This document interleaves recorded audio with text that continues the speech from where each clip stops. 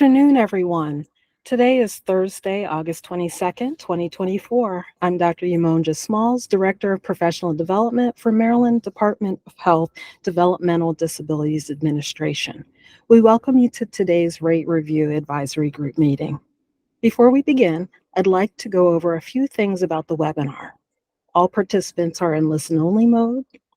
There are two options to hear this webinar by computer and phone. This webinar is being recorded and will be posted on YouTube and the DDA website. Today's PowerPoint will be available for you to download from the DDA website. RAG members, please raise your virtual hand if you have a direct question, and we'll call on you.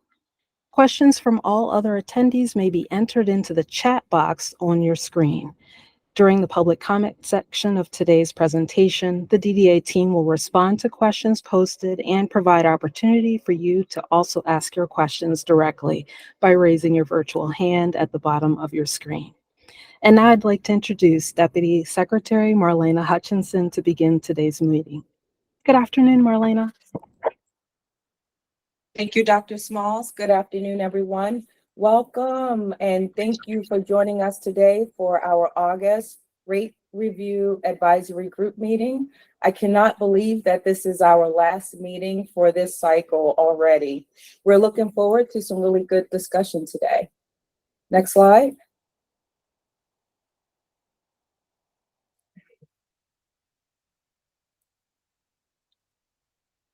Next slide. This is today's agenda. We're going to start with the approval of minutes. We're going to talk through the FY 2026 rates, provide some information on the general ledger template, and then have some open discussion. Now I'll turn it over to Robert. Thank you, Marlena. Next slide, please. So good afternoon, RAG members, as well as members of the public who may be attending. Members were sent an email with meeting minutes on August 15th. As chair, I would like a motion to approve the minutes. Would a member like to second? Happy to second, David. Thanks, David. All in favor? Aye. Aye. Awesome. Next slide, please.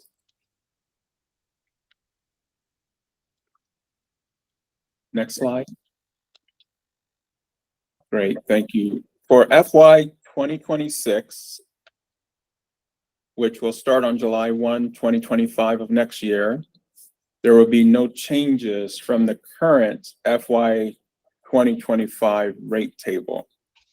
A number of potential adjustments were considered during this cycle, but we decided that no changes were appropriate at this time due to the lack of quality data to support our data-informed process. If you recall, we shared some statistics related to the General Ledger Supplemental Tool during the last meeting, which showed that roughly about a third of the providers responded with productivity data. Of course, the final proposed rates are always subject to revision based on any legislative action that may be received.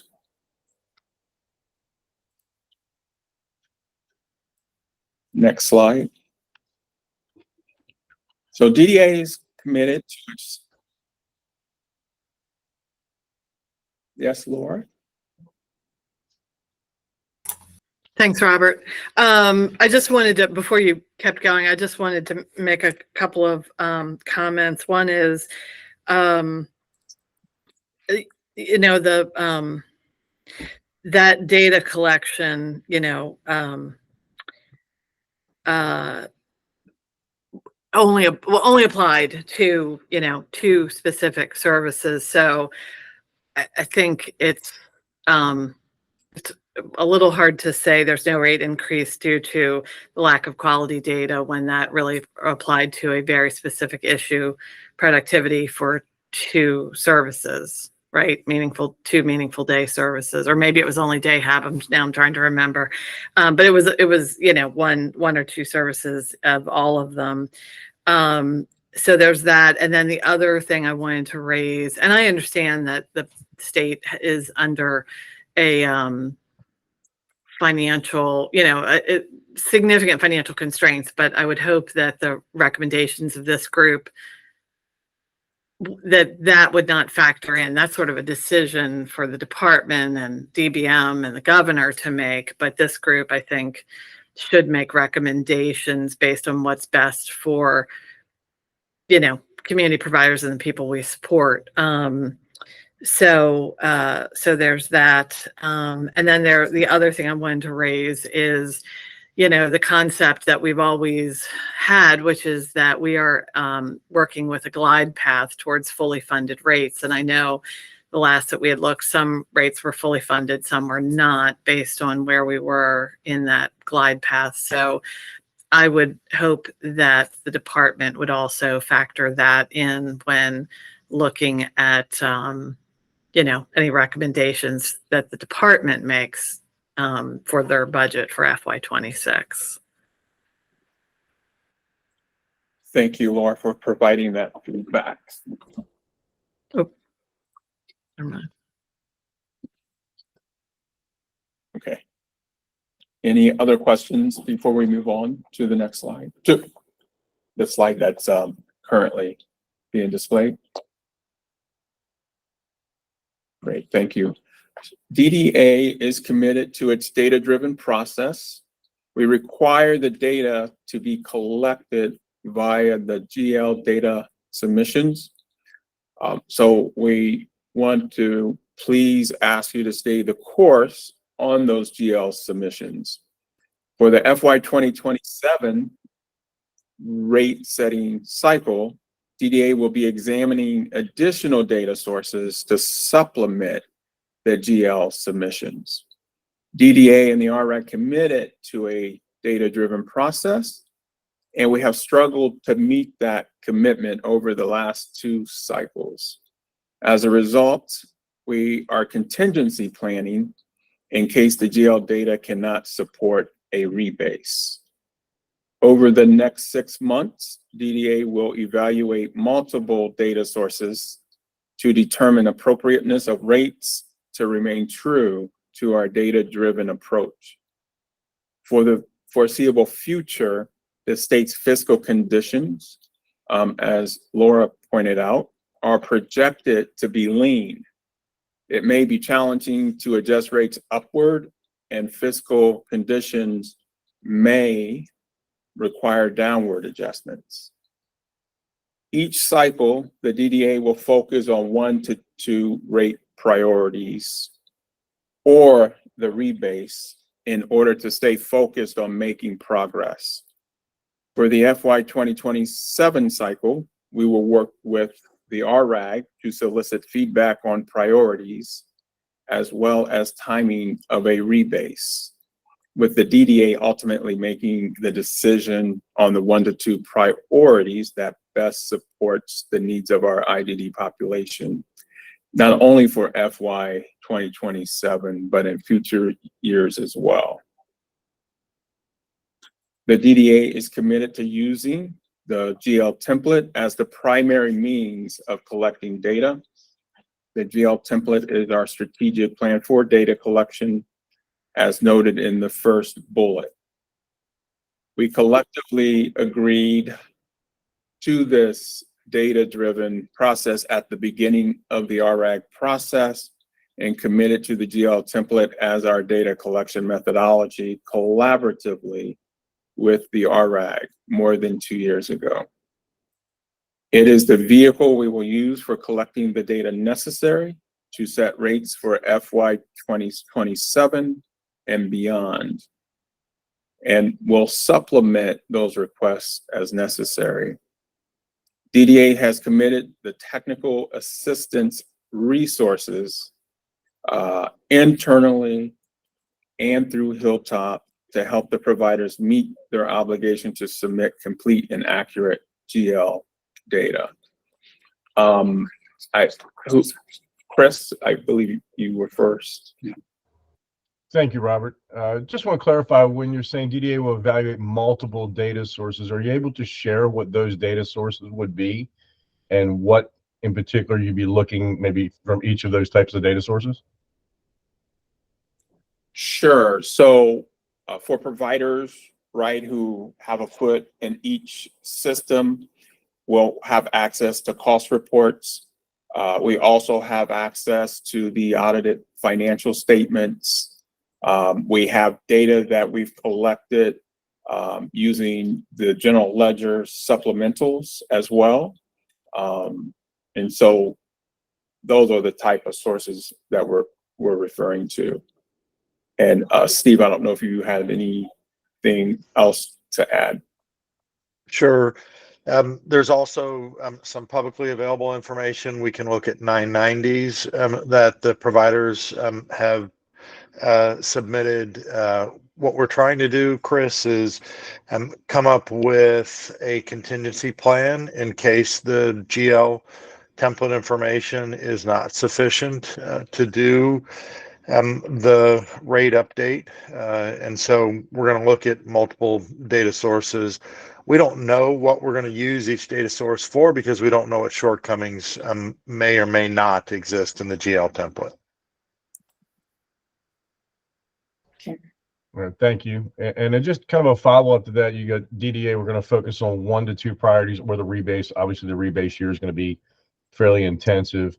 Are we able to establish those 1 to 2 priorities for next year today, or at least try to gather that input rather than wait until the start of the next cycle? We are not in a position to establish those rate priorities today. However, if you would like to share some recommendations, we're totally open to that.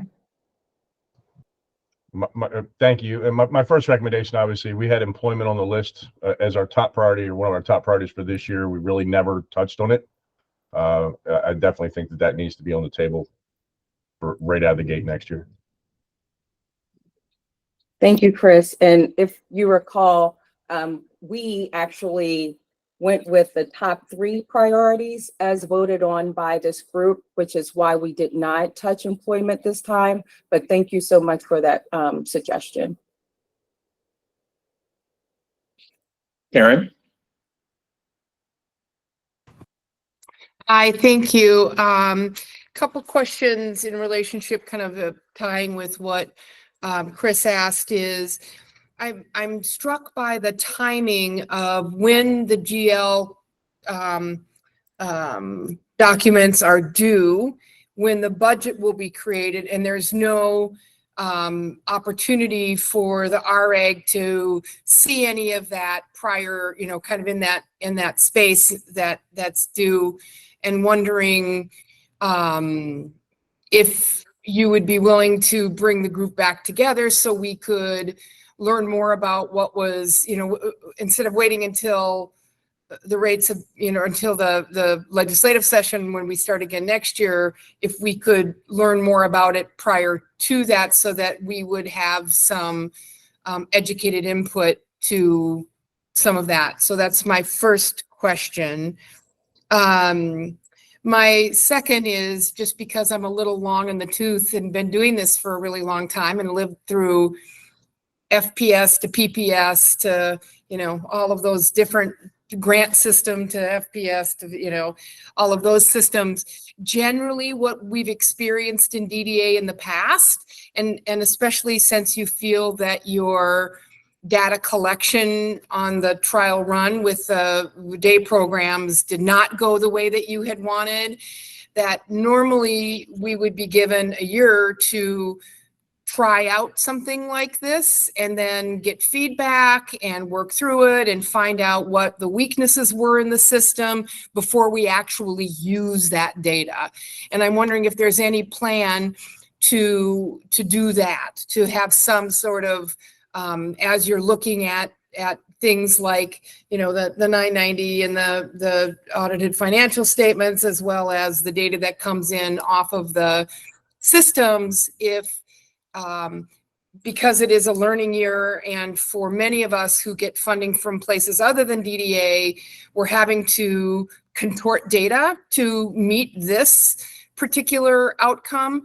And so if there's any learning curve opportunity for feedback and working together, recognizing that as the first time out, you might not get the wealth of data that you need to make decisions based on. Thank you, Karen. So in regard to your first question, we have been talking with our contractors in regard to the gap that we'll have between today and the next meeting, understanding that the GL template is due September 30. So we will be reaching out to you all in the future about possibly coming together at some point in October to talk about some of the things that we're learning. So that is something that is already on our radar, and we're thinking about with our contractors. In regard to the deficiencies that we don't know just yet, right? Because we're still collecting the data and we're contingency planning in regard to other data sources that we can pull in data. Thank you for that helpful suggestion. We'll certainly think about it. The learning curve year. Thank you for that suggestion. Laura? Thanks, Marlena. I just wanted to make a couple of comments and a question. So I wanted to support the recommendation that Chris made around employment as a top priority. I thought it did make the top 3. Maybe I'm not remembering that correctly, but it was taken off of the table this year because of the discussion about wanting input from the Employment First group, and that group hasn't met really. So I do think it has continued to be a top priority. Yeah, Karen's saying it did make the top 3. That was my memory. Thank you, Karen. The question is, if you look at multiple data sources, will some version of that be shared with the RRAG? But the last comment I wanted to make is, I just want to be careful. I've heard, not in this meeting, but kind of out there in the world, a little bit of a narrative out of the department about providers not, that the GL template has, been around for a couple of years and providers just aren't doing it. And, we're really at the first year of, having enough notice. And you all, I think, with Hilltop have done a really good job of offering support to providers. But, those 2 kind of short-term GL template tools really, I don't think should be pointed to as somehow the provider community didn't, or, just wasn't being responsive. This September 30th will really be the first time that providers have had, adequate time and opportunity to do this. And having said that, I just want to say, I don't know if the department understands how challenging this tool is to complete. I mean, we just keep hearing it over and over from providers. This is really difficult, really challenging for them. And I'm glad, and we keep telling people, contact Hilltop, they'll provide support, but it's still, it is a big lift for providers to get done. So I just want to kind of say that publicly, because it is, as Karen said, it's going to take a few years for providers to really get this, get their data systems in place, get the hang of the tool. We've been doing cost reports for years, but I suspect that there were probably challenges that when we had to start the cost reports as well. So we're doing everything we can to push our members and providers and anybody we can, any way we can message it, that this is critically important and that needs to be done. But it is not easy. Thank you so much, Laura, and thank you for the correction on the employment piece. We definitely have taken down the priority request. And in regard to the GL template and completion, we have heard from some of our community members who are willing to do some peer-to-peer technical assistance in addition to the technical assistance that the Hilltop Institute is providing. And so we'll be providing additional information about that in the very near future as well. Thank you. And can I just say one thing? We just because I want you to know that, as an organization, Max is very committed to this. We actually have, as part of our pre-conference session, a session with a member that has really invested and spent time with Hilltop in terms of how to set up data collection internally to support this on the GL template completion on an annual basis. So, we're going to be helping with that effort of that peer-to-peer support as well. Awesome. Thank you so much. Excuse me, that's great to hear. Thank you, Laura, for that. Next slide, please. So next, I'd like to turn it over to Kristen from Hilltop to give us an update on the general ledger template. Kristen. Thanks, Robert. Good afternoon, everyone. Just to give some few quick updates and reminders on the general ledger template. Good timing as we've been talking about providers working towards completion. Next slide, please. So just a few quick reminders. And as we've been stressing, the general ledger template serves as the long-term data strategy for DDA to inform and support a data-driven rate review process. In terms of timelines, this template was shared and released to providers back in May of 2023 to allow that leadway into fiscal 2024 so providers could assist with aligning their data collection to support the general ledger template submission. A reminder that all DDA providers, including the CCS agencies, are required to submit a general ledger template incorporating all fiscal 2024 cost data. These templates are due no later than September 30th, as we've been discussing. And again, we just encourage providers to submit early and or reach out for assistance, clarification, and any review that they'd like Hilltop to do in advance of the due date. We are happy to schedule one-on-one technical assistance calls and respond to questions. We have seen an uptick in outreach from providers. So we've been jumping on calls, and I think it's been really helpful to walk through and answer those specific questions for providers. Next slide, please.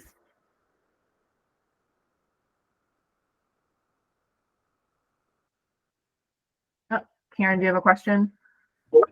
Yes, thank you so much for the previous report page. That was really helpful. If as we are talking about being more data centric, wondering if you're keeping data on what the requests are for technical assistance, what are the specific areas, and if you could report on to us what it is that you're seeing as a common thread, if there is one, on the places where people are struggling the most. Sure. We have been tracking the calls. And we can certainly go through our email correspondence to pull together a summary of highlights.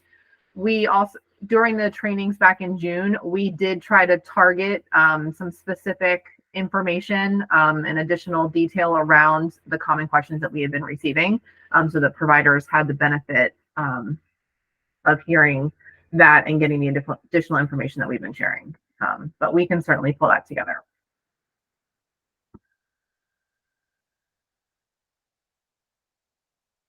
As we look back on the general ledger data collection communications, we just wanted to share that this has been, an ongoing collaboration with providers, and we've tried to give a lot of notice and information and reminders, because again, it's essential that all providers submit their cost data.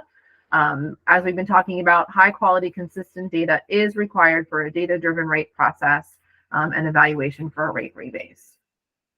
All the template resources are located on the website. The posted link,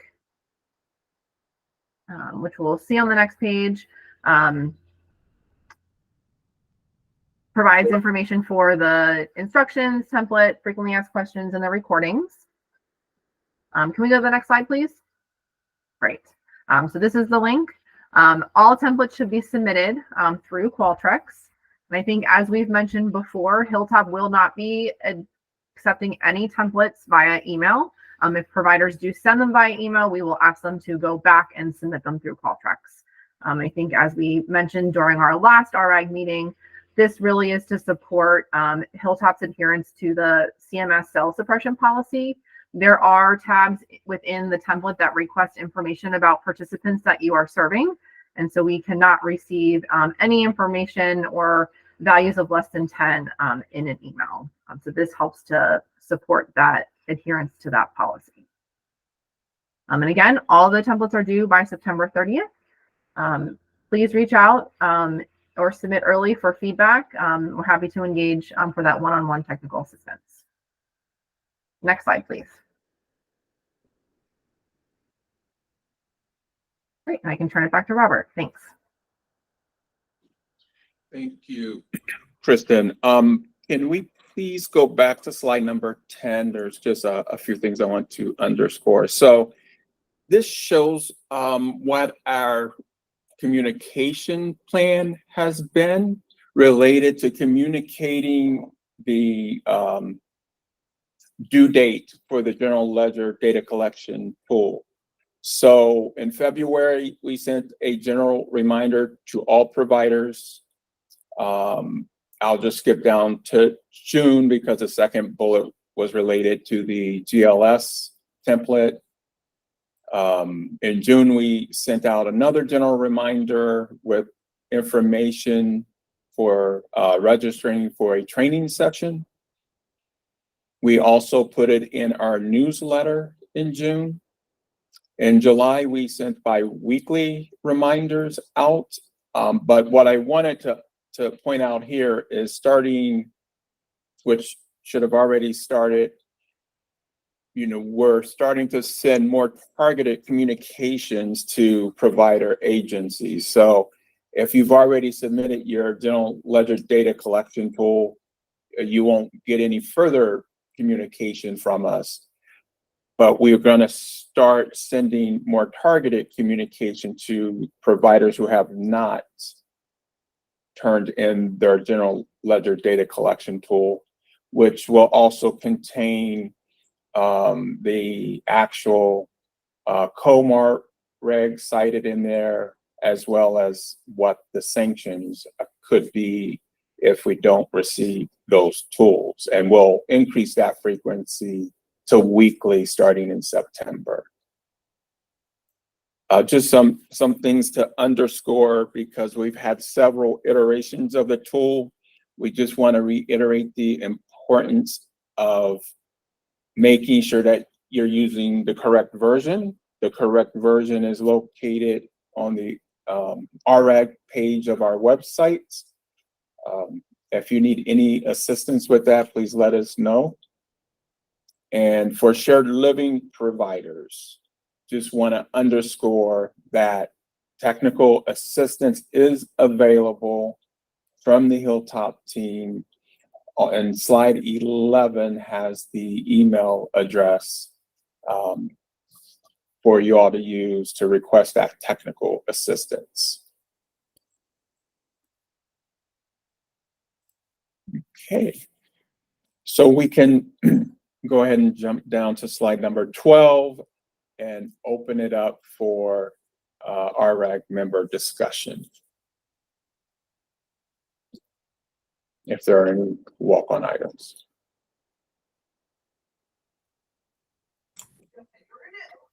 Laura. Thanks, Robert.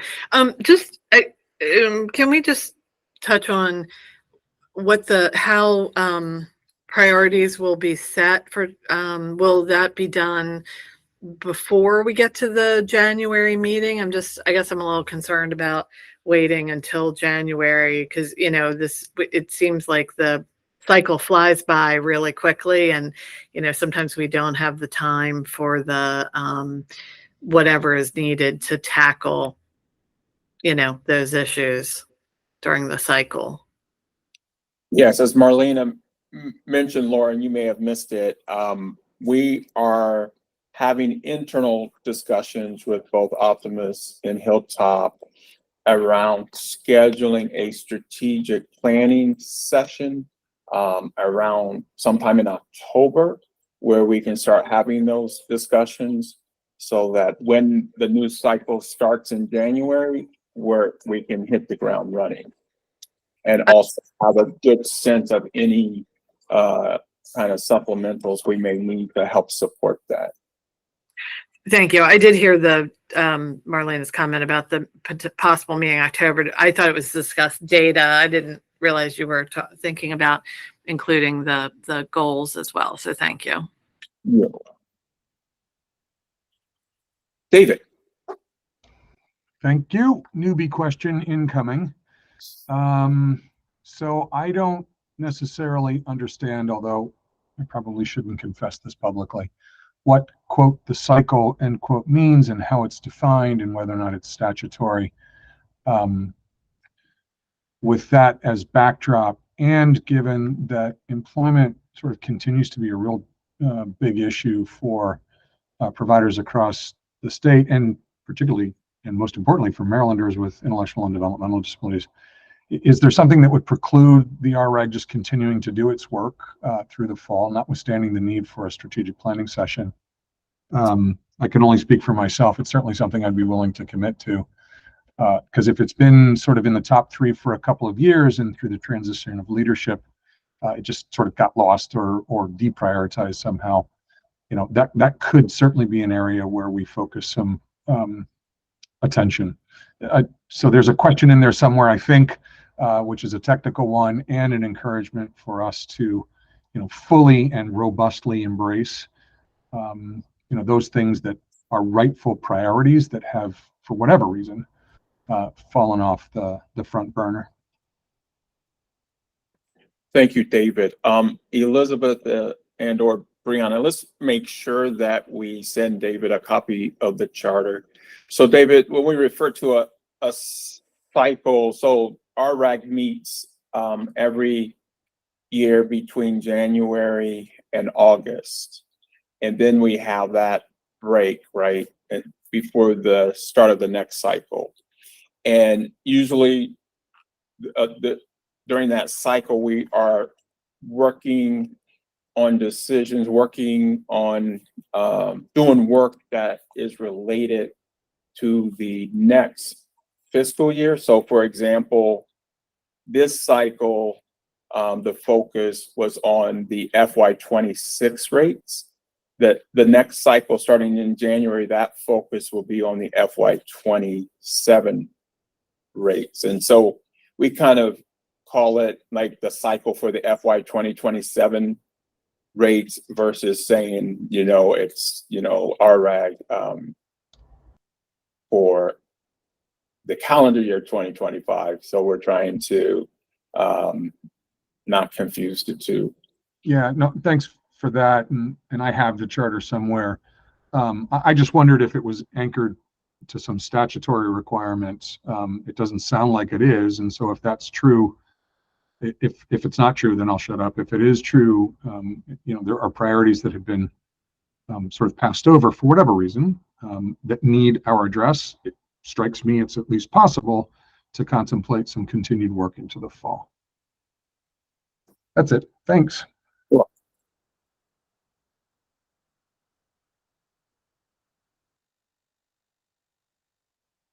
Chris. Thank you, Robert. Just a follow-up question from our last meeting, and we've been back and forth with the productivity factor and the BLS rate. Have we been able to determine what this productivity factor is that's being used in the current rate system? And the reason I continue to ask is I think there's value in the provider community having that to be able to discuss with DSPs, the pay rates that are versus the funded rates, and more importantly, our state legislators. To be able to continue that battle for appropriate funding. Okay, go ahead, Steve. Yeah, Robert, so I can address that. Chris, we have not gone back and done a calculation. We don't have sufficient information to parse it out, so we don't have a specific productivity factor. Steve, can you elaborate on what's keeping you from being able to identify that? I mean, we know A times B is C. We know what C is. We don't have sufficient detail from the providers. If we would have had sufficient detail, we could have done a calculation this go around, but we don't have sufficient detail from the providers for a productivity factor. Okay, but we're using one within the calculations now, or we're saying that there is one implicit in that rate as we sit here without that data. We are saying there is one implicit within the rate. If I had an explicit one, I would tell you I had an explicit one. We do not have an explicit one. We have an implicit one. We know that the providers currently are paying less than the BLS wage that exists within the different percentiles that we're utilizing. We know that there are a number of factors that cause that wage to be where it's at. And so what we have continued to say and will continue to say until we have sufficient data from the provider community that there's an implicit adjustment for productivity. And that's how we justify to CMS that there's a disconnect between the BLS wage and what the providers are actually paying.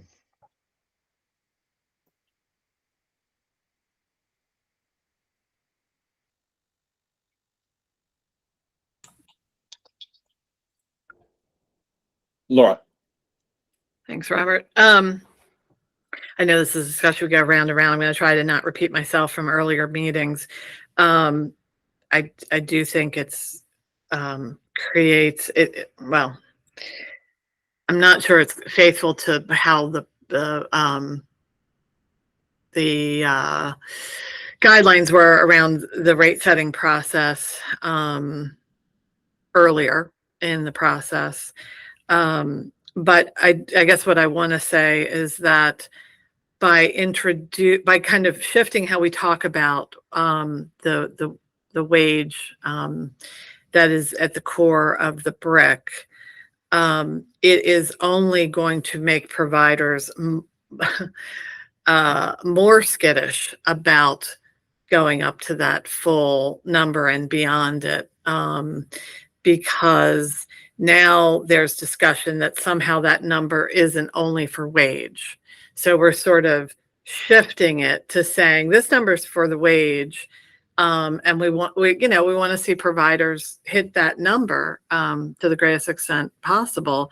But now we're saying, well, because you haven't hit it, we're going to say there's something else in there. And that is going to become a self-fulfilling prophecy, because I have heard from providers who are skittish. They're nervous about, we've talked about, we keep talking about kind of a potential rate cut.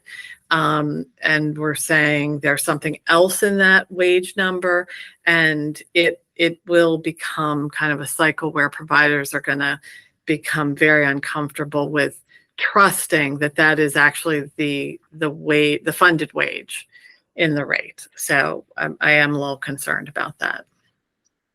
So Laura, are you telling me that the rate increases that the state have given in the past are causing the providers to not raise their wages? Not at all. Providers have absolutely raised wages considerably. Part of, if you can't just look at one point in time. So if you go back some number of years, providers actually raised the wages higher than the rate increases, because they had to in order to have any staff. And they did that based on, if they were fortunate, they had some reserves or some other fundraising that they could put towards those wages that went beyond what was really funded, quote unquote, in the rate, with the expectation that the rate would, basically catch up. And it certainly has. And so providers have absolutely given the increase, but they are, they have to trust that funding's going to be there. There has been a lot of discussion in every RRAG meeting about a potential rate cut.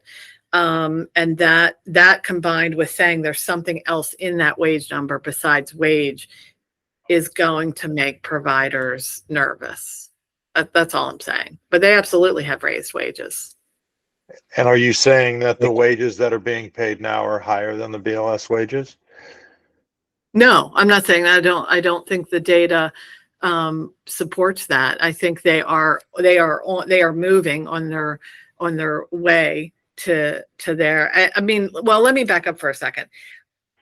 I think we have to be careful not to conflate starting wage with, you know, the full cost of wages. So providers are getting starting wages up to $19, $20, $21, $22 an hour. It has been a rapid increase because of a rapid increase in the minimum wage, and you know, rate increases have supported that. Absolutely. I guess what I'm not absolutely sure of the data on is you have the starting wage, which is below the wage that's in the brick, but then you've got, you know, you've got all the people who have been in their jobs and those wages go higher. And I don't know that I've really seen the data to completely support what that full cost is. You know, what we mostly see are starting wages, and that wage is certainly below the BLS, but that BLS has to cover every DSP from those who've just started to those who've been in their jobs 20 years. And so what we've done is in the past, we've provided data that shows that the BLS wage is higher than the average wage, which covers that spread that you're talking about, which is both the lower amounts for starting as well as the upper. So it represents an average. We don't believe it's accurate to say that the wage is not representative. We have worked with the provider community to pick percentiles that we think represent realistic wage targets that you all have argued for. And so we'll continue to move forward with that. Greg, you had raised your hand. Yeah, I think it's a very relevant conversation around also how we can look at the impact of overtime in that wage as well. Because, you know, coming out of the pandemic, there was a lot of unmet need because of the lack of staff. And so while you have unmet need, you save money. You don't want to save money, but you save money because you didn't have staff. And then on top of that, I can tell you, this is just at Penmar. Okay, there are folks at Penmar, direct DSPs, that are earning into the high 20s an hour because of their longtime tenure with our organization. And so I just think it's really, really important that we have a clear sense for all of the issue, not just starting wage and average wage, but also looking at the effect that overtime has taken on our wage, our ability to pay those wages. I don't think there's a provider out there that desires to hold one penny back from a DSP. But I think that there is a concern out there that when you start hearing about cuts, we're pushing wages higher than the increases that we're getting, and the effect on overtime over time when the system gets stable will be diminished. But what we've experienced is that as wages have gone up and we've been able to hire more people, most of that time is being utilized in what was unmet needs prior to the wages going up. And it hasn't really had a significant positive effect on bringing down the cost of overtime because we still have excess services that are being provided by overtime. So I just think that it's, I know it's like trying to get your head around all of these things in terms of what is a clear path forward. But, DSPs that are in their high 20s that are working overtime, one thing that you will see, because I've noticed it, is you will start to see on some of the organization's 990s that some of the highest paid folks in the organization are high paid DSPs because they're working 80 hours a week, not because they're legitimately six-figure earners. So, I just think it's very dangerous to start down the road of, well, we're overpaying, the idea or the suggestion that because we're not matching that BLS wage, we're underpaying our team members, because I would suggest that we need to have a very clear methodology for addressing that overtime number long term, because it's in all of our best interest to bring those numbers down. Because that's where you're paying people $40 an hour, which is far in excess of what that BLS wage is. So a lot to get our heads around. Appreciate the feedback. We have talked about, and I don't have the information in front of me, so I apologize. I cannot speak to it right now, how we incorporate overtime into our calculations.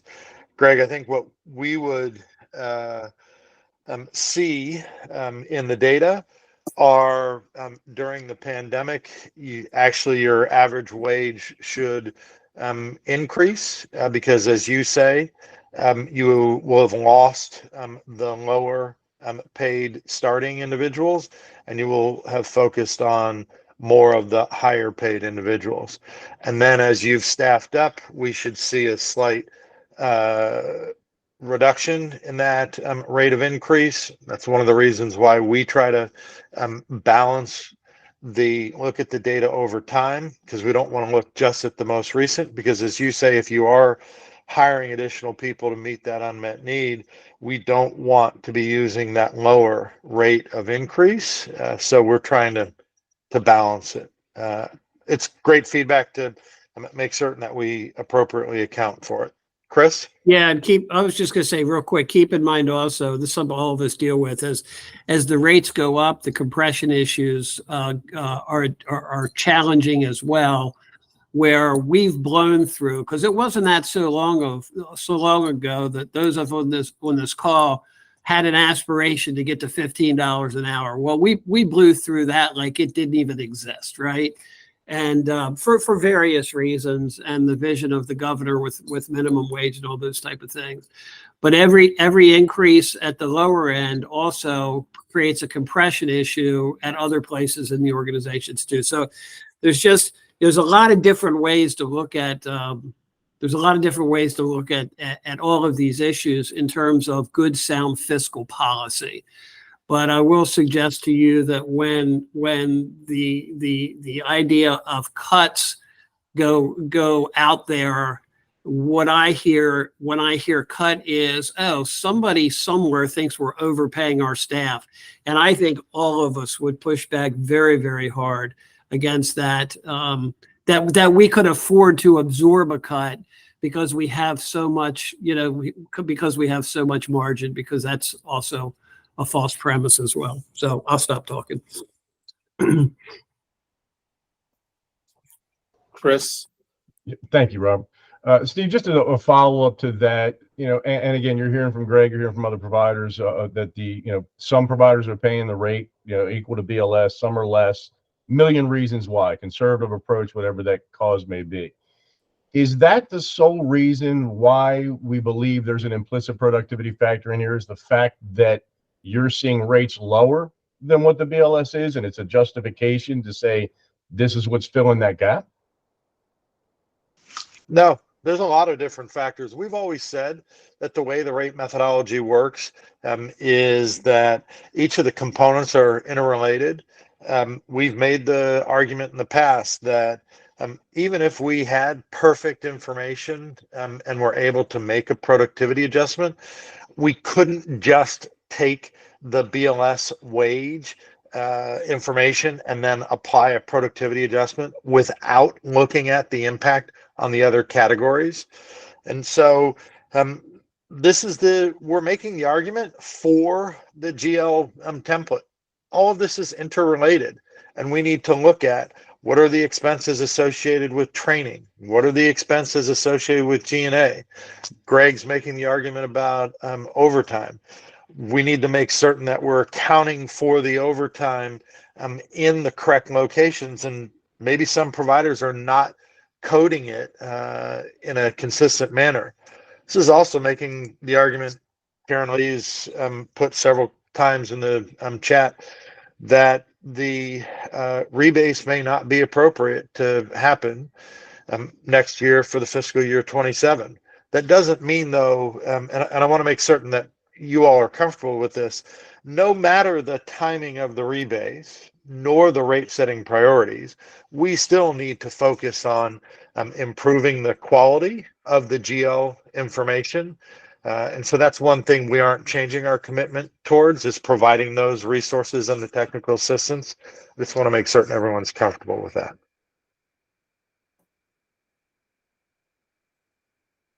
Thank you, Steve. Next slide, please. Okay.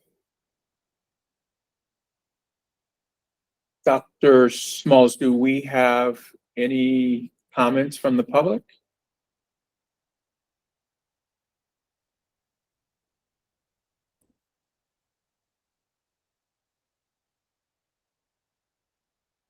Or is there anyone in the public who, yes, Lynn. Hi, I am familiar with a previous conversation that we had about glide path with the rates. And I didn't hear anything on this call, but is there anything that has been done to get to the rates to be fully funded? And I think there's some lack of clarity onto which rates are fully funded and which rates perhaps are not. And that may also be a consideration where if providers aren't paying at the BLS wage rate, it may be because that rate's not fully funded as well. So we're not necessarily seeing it on the funding. Sure. So just one point of clarification, the only rates that are fully funded are for support services, and those have always been fully funded. When we look at the glide path that was developed back in April of I think it might have been 22, that glide path, even though the rates were partially funded, was pumping an additional $120 million into the system. So if you looked at what the rates were in the PCIS2 payment methodology versus LTSS at that time, that was an increase in the budget of about $120 million. When we look at that same glide path today, we've punctured right through it.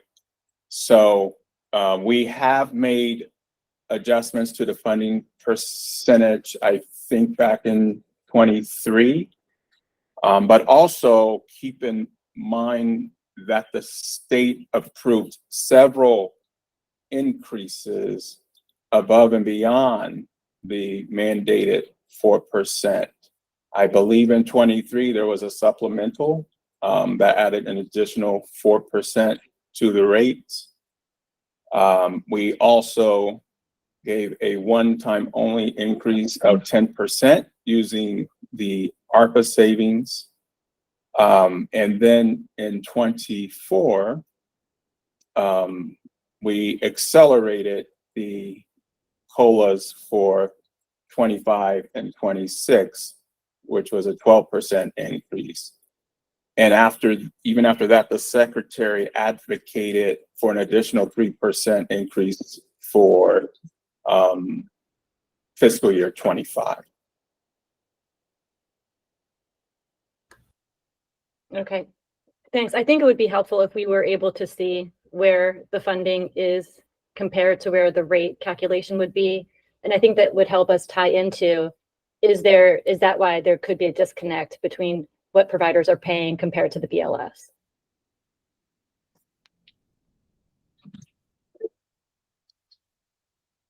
Laura? Thanks, Robert.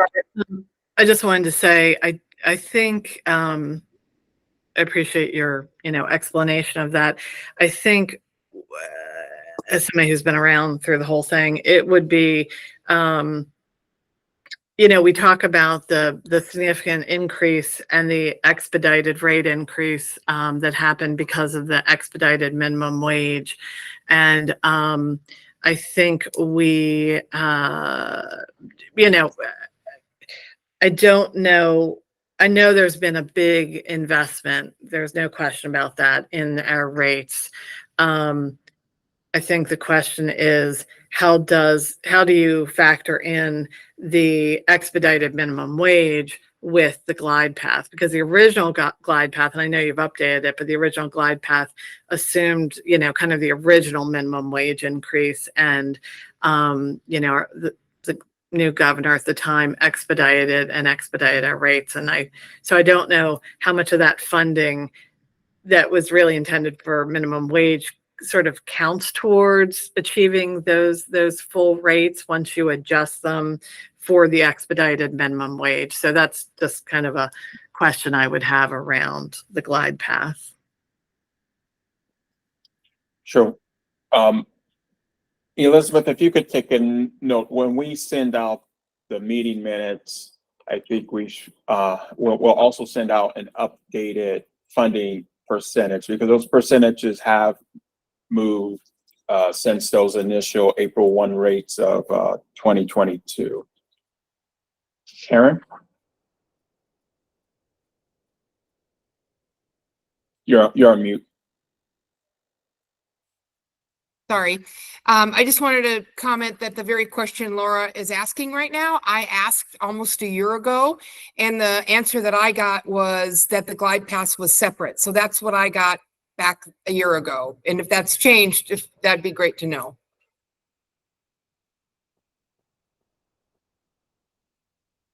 Okay.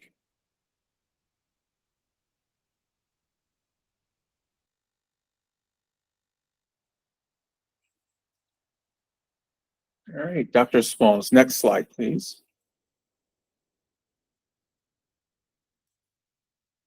So this slide contains the link to the RRAG page of the DDA website. This is where you'll find all of the materials related to the RRAG process, including old meeting minutes, links to the general ledger data collection tool, and to the updated FY 2025 rate tables. Next slide, please. So we want to thank you all for taking the time out of your busy schedules to meet with us today. We are, again, having internal conversations related to a possible October strategic planning meeting with the RRAG, so there'll be more information to come on that. And I'm going to turn it over to Marlena to close this out. Yes, thanks again for your participation today. We have quite a few things that we've noted to follow up on, to do some more internal discussion, to be able to provide you some additional feedback. As I mentioned earlier in our meeting, we're already thinking about a strategic planning meeting in the fall to be able to keep you all apprised of the department's efforts. So please be on the lookout for updates from the department. Also, we will continue to provide providers the technical assistance for the GL template. We will be sharing information as to how we will partner with some of the providers who are interested in providing peer-to-peer support. So thank you again for the providers who have contacted the department to indicate that you are interested in assisting us with that. If I do not get to speak with you, if we do not get to speak with you before week's end, have a great rest of your week, and thank you for all you do. Take care.